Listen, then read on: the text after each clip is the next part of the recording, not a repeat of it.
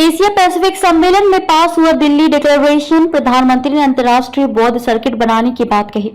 Civil aviation पर दिल्ली के भारत मंडपम में आयोजित दूसरा एशिया पैसिफिक मंत्री स्तरीय सम्मेलन गुरुवार को दिल्ली डिक्लेरेशन को अपनाने के साथ ही समाप्त हो गया।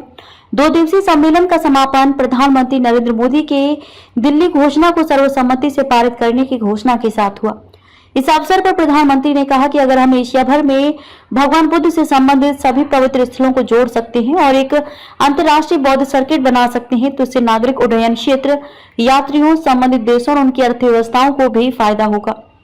दिल्ली में हुआ दूसरा एशिया पैसिफिक मंत्री स्तरीय सम्मेलन में 29 देशों के मंत्री, नीति निर्माता और 8 अंतर्राष्ट्रीय संगठन के करीब 300 प्रतिनिधियों ने शिरकत की। इसमें ICAO भी शामिल है। सम्मेलन के दौरान ICAO ने अपने 80 सालों के संचालन का जश्न भी मनाया।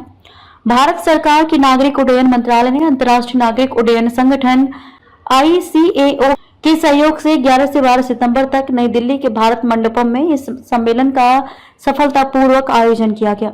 पीएम मोदी ने की शिरकत। इस उच्च स्तरीय सम्मेलन में क्षेत्र में मौजूदा चुनौतियों का समाधान करने और अधिक अवसरों को अनलॉक करने के लिए मंत्रियों, नागरिक उड्डयन प्राधिकरणों के प्रमुख हितधारकों को एक साथ लाया गया है।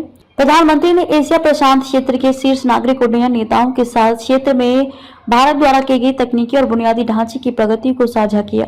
जानिए प्रधानमंत्री ने क्या कहा। प्रधानमंत्री ने सिविल एविएशन क्षेत्र को महिलाओं के लिए और अधिक समावेशी बनाने पर जोर देते हुए कहा कि भारत में 15% पायलट महिलाएं हैं।